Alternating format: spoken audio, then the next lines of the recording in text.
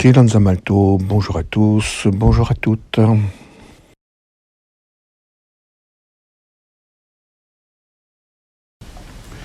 Observez le camp de sensation comme une porte qui donne accès à toute l'histoire de l'intériorité. Lorsque vous êtes à l'extérieur de cette porte, vous avez accès à l'histoire de l'humanité dans ses formes extérieures. Et lorsque vous franchissez cette porte de la peau, cette porte de la sensation, vous rentrez dans un nouvel espace où il y a l'histoire de l'intériorité des corps, l'histoire de la genèse spirituelle du corps, et non plus de la genèse de la perpétuation organique de génération en génération.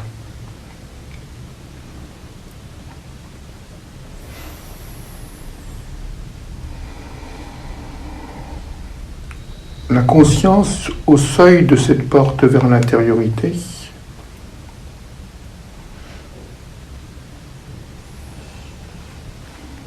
décide de s'orienter vers les traces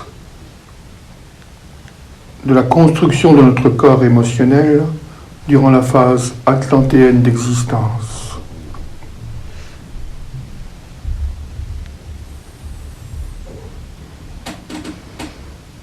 Laissez donc votre conscience voyager dans une certaine profondeur du corps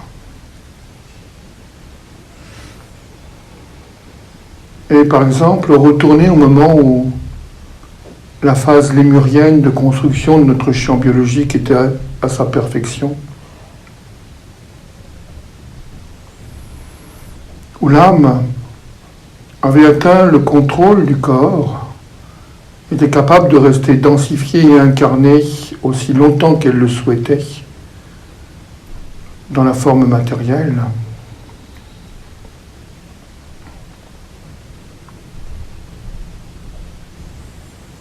Ce temps où le corps biologique était devenu une merveille, une perfection densifiée. Mais c'était une époque où tous les capteurs sensitifs étaient orientés vers le monde de lumière, où le corps vivait cette extase permanente d'être le point le plus dense de la lumière de l'âme et de l'être. Mais dans cette phase, l'âme s'est aperçue qu'il n'y avait que très peu de contact avec le monde extérieur.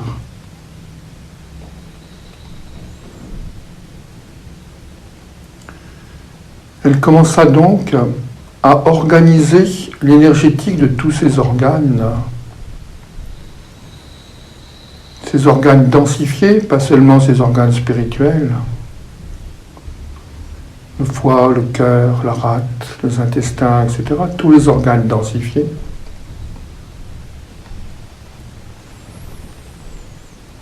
Comme étant des récepteurs aux couleurs et aux fréquences du monde dense.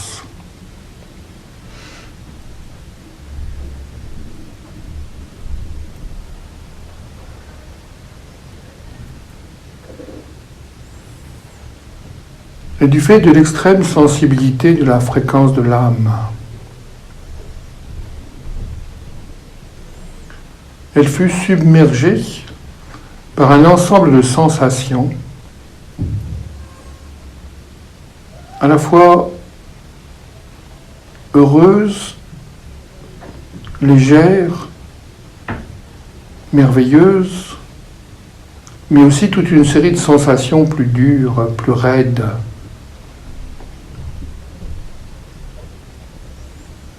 selon ce que les organes rencontraient à l'extérieur dans le monde.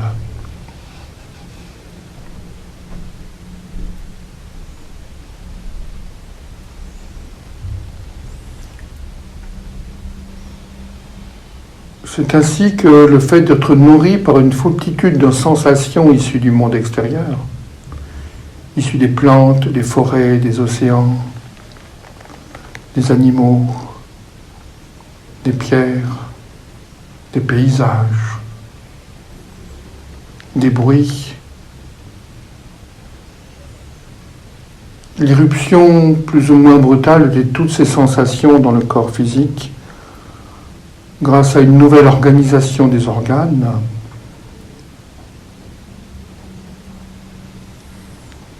permettait progressivement de faire naître des émotions.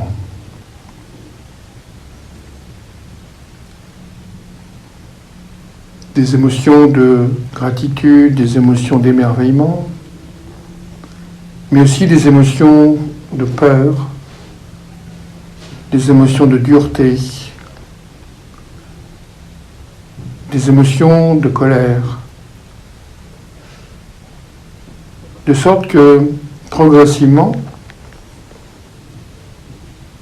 toutes les sensations issues du monde se transformèrent en intensité émotionnelle. Et cela encore était merveille, quelle que soit la nature de la sensation. Car cela permit à l'âme d'expérimenter un nouveau cosmos, le champ des émotions multiples, disparates, éphémères, transitoires, le champ de tout ce qui arrivait au sein du monde, avec une exaltation, avec une excitation de plus en plus grande. Car cela faisait vibrer les organes, car cela faisait battre le cœur, car cela faisait résonner la peau et les cellules dans une symphonie de couleurs, de sensations et d'émotions, toujours démultipliées.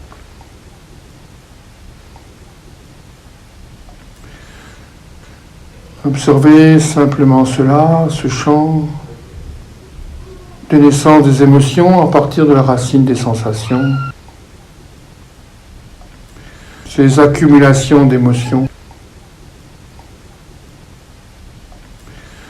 qui s'organisent en grands flux tout autour du corps physique et du corps éthérique.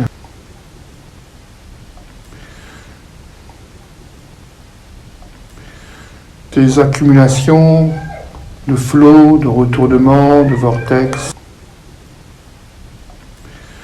qui sont autant d'une intensité forte et de découvertes nouvelles pour la lumière de l'âme qui expérimente ainsi son reflet dans le monde sensible.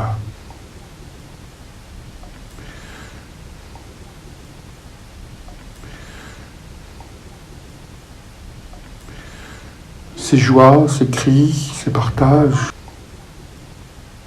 du chant de l'âme.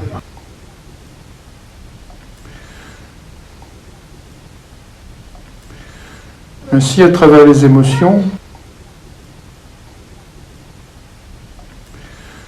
l'âme expérimente une capacité de partage, d'échange, d'intensité, de mouvement nouvelle.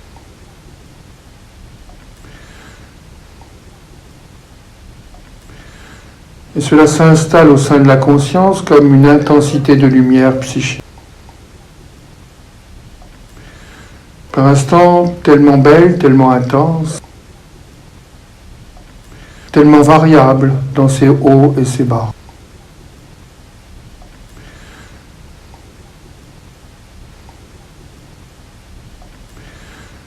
Et c'est un corps qui s'étend loin, loin vers les autres corps astrales, qui crée parfois un tel sentiment de communion et de partage, un tel sentiment d'union, d'être avec, que cela donne une joie indicible à l'âme.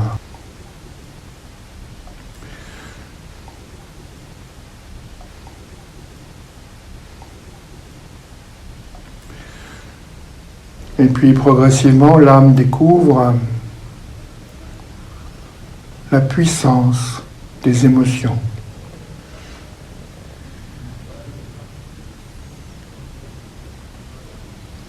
leur capacité à matricer des formes à partir de leur intensité.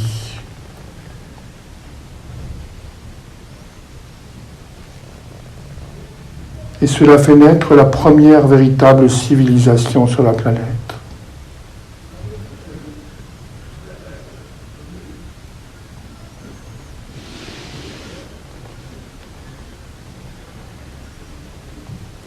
Le premier lieu où le champ psychique s'organisant a envie de partager, de communiquer, de communier ensemble,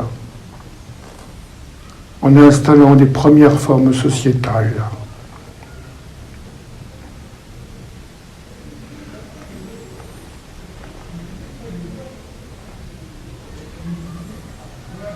Cette capacité qu'a le champ émotionnel,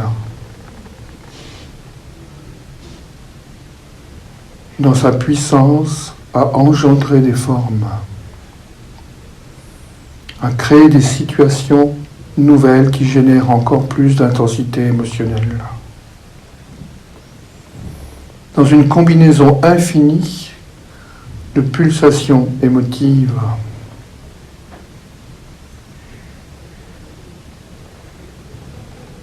comme un kaléidoscope d'émotions qui cherchent sans cesse à intensifier leur expérience.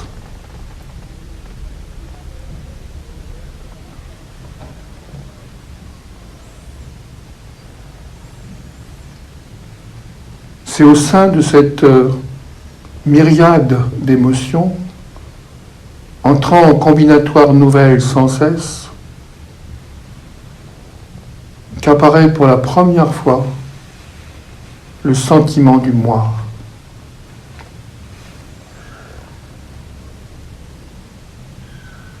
Comme des émotions qui se sont brutalement coagulées ensemble, ont tenté de devenir pérennes, portant une intense lumière du beau, du bien, de la sagesse,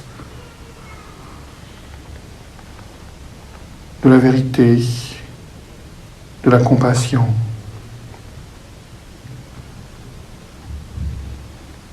Et cette intense lumière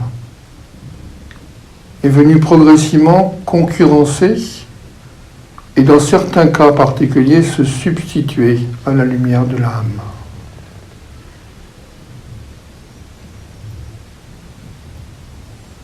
Observez le processus que vous rencontrez.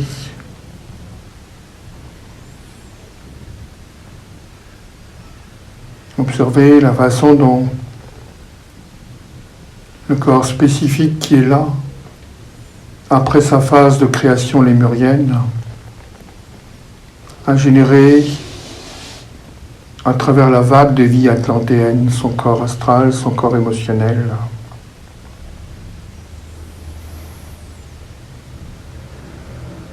Comment cela a été rempli d'intensité. Et parfois, peut-être, l'intensité a été tellement puissante, tellement lumineuse, qu'elle a été prise pour la lumière de l'âme, forgeant ainsi le premier noyau du moi.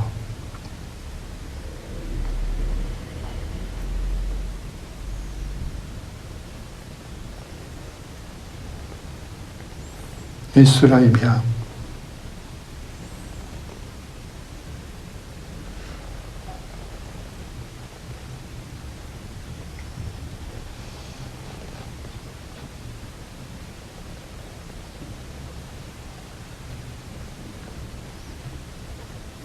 Cela est bien tant que le moi restait en harmonie, en alliance avec l'Éternel et en harmonie avec les autres moi.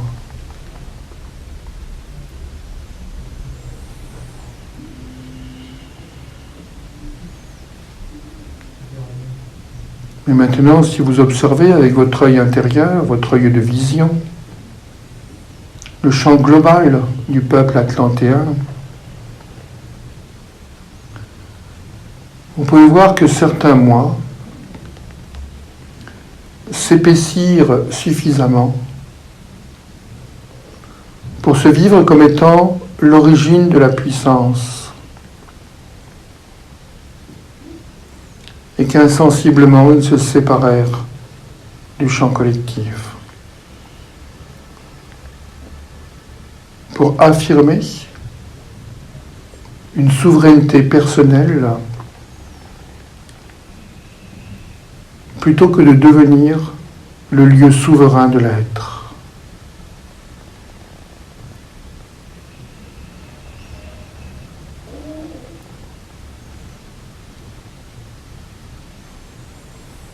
Observez selon votre expérience, selon votre chemin,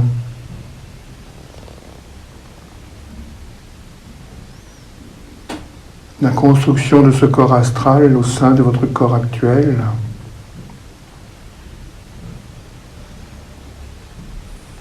Observez s'il y a eu des errances, des désirs intenses de liberté, du dégagement du champ d'obéissance ontologique. Ou si au contraire votre corps astral a continué à se construire aimablement dans la forge des sensations devenues émotions pour intensifier la capacité d'émerveillement de la beauté du monde.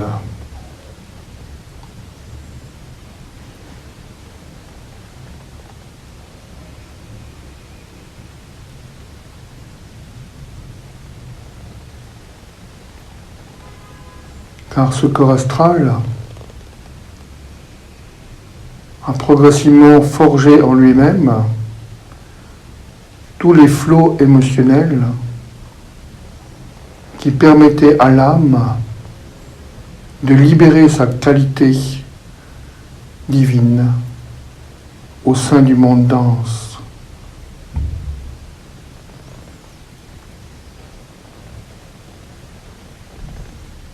Mais il est arrivé, dans certaines configurations particulières, que ces qualités divines se sont suffisamment cristallisées au sein d'une intensité émotive pour devenir non pas la source du moi, mais la source de l'ego, séparée du flot de la présence.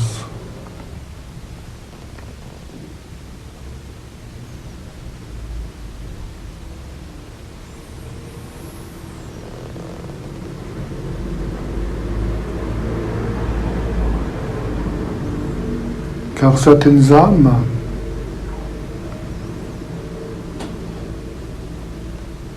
certains êtres ont confondu l'intense lumière de l'astral avec la lumière pénétrante de l'âme.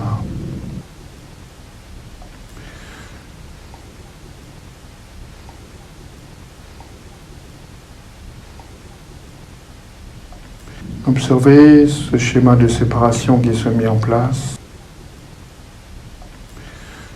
au niveau global de cette vague de vie atlantéenne et au niveau personnel de votre expérience dans cette phase de vie.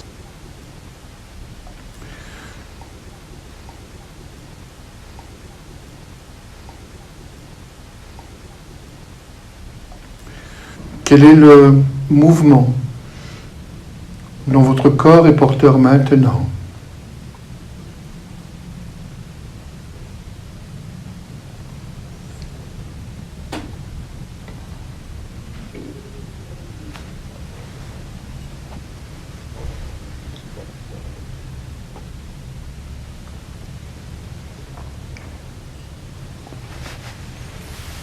Quels sont les souvenirs qui remontent au sein de ce corps, de cette phase atlantéenne d'existence?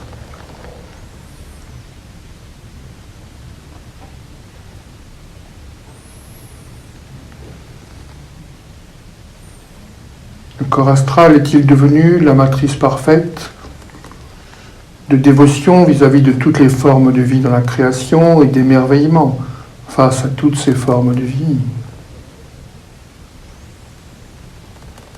Où s'est-il formé au sein de ce corps astral une image tellement merveilleuse qu'il en est devenu le socle de l'ego, qui a commencé à s'éloigner de la source en contemplant cette image merveilleuse.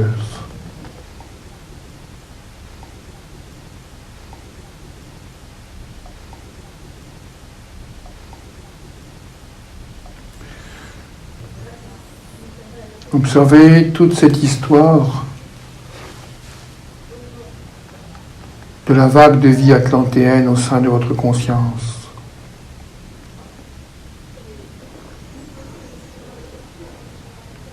À la fois les accomplissements de cette vague de vie, qui nous ont dotés d'un corps émotionnel capable d'empathie, de compassion, d'amour,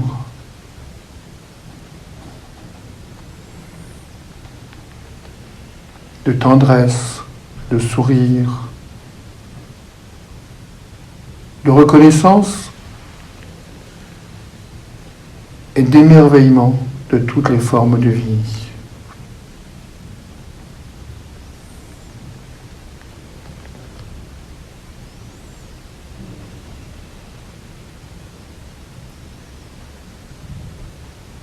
Et puis toutes ces traces résiduelles d'intenses désirs de séparation, afin d'exister plus encore dans les émotions infiniment extatiques et artificielles à la fois.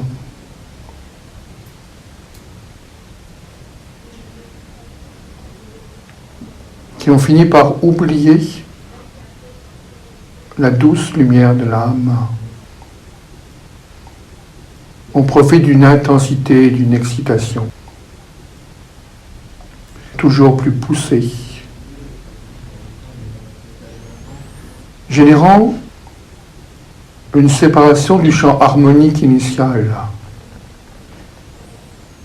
générant un aveuglement sur soi-même et une non-visibilité des autres.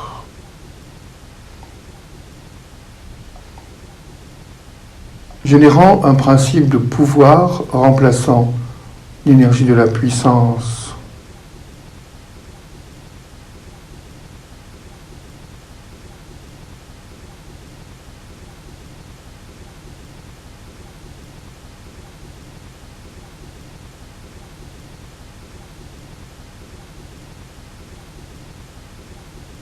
Et ce, jusqu'au moment de l'effondrement final de l'Atlantide.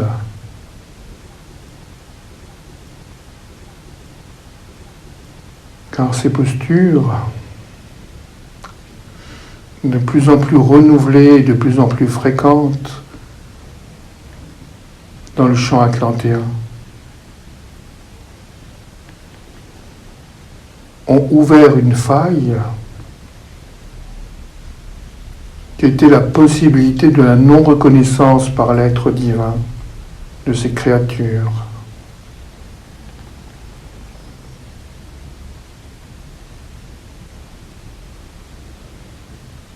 Et c'est dans cette faille que d'autres forces, issues d'un autre cosmos, obéissant à leur propre logique, des forces de nature démiurgique sont intervenues pour envahir ce territoire et ce cosmos. Et vous pouvez peut-être retoucher à ce moment-là, dans le souvenir de votre corporéité, l'intense souffrance de l'âme qui s'est vue ainsi victime, inconsciente, automatique, empêtrée dans une brisure ontologique.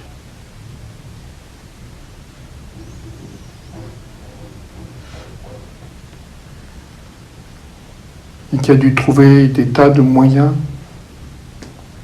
pour survivre à cet enrobement de sa propre lumière par les forces enténébrantes.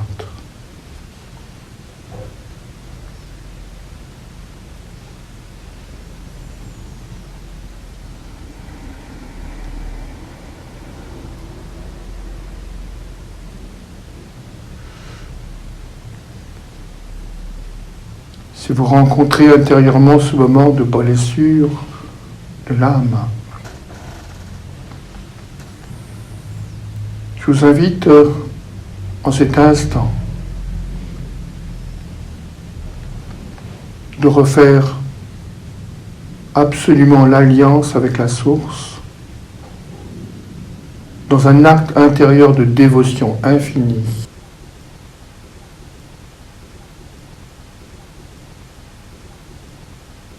Dans un acte de confiance absolue.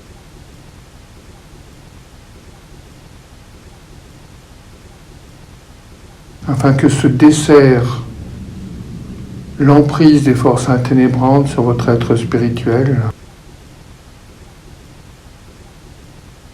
et que vous puissiez en cet instant, dans cette expérience de la troisième vague de vie qui construit le corps mental, devenir une matrice permettant aux forces de l'être de libérer la terre de l'emprise des forces enténébrantes.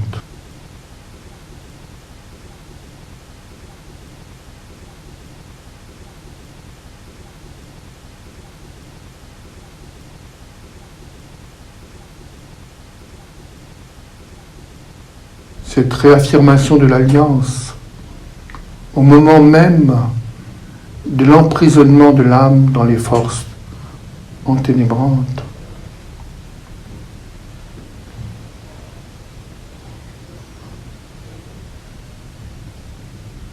dissout toute blessure ontologique.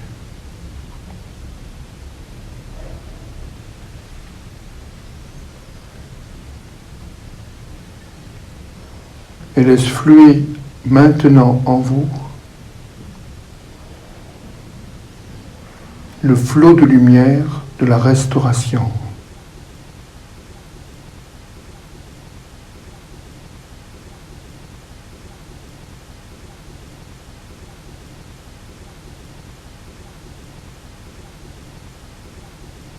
Suivez maintenant votre expérience et cheminez là où votre conscience le souhaite, dans ce long chemin de construction du corps astral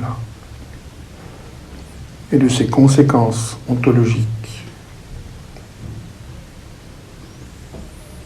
Allez là où il y a besoin de restauration, là où il y a besoin de conscience, là où il y a besoin d'être nourri par l'émerveillement, là où il y a besoin de réaffirmer absolument l'alliance à la source originelle du Créateur.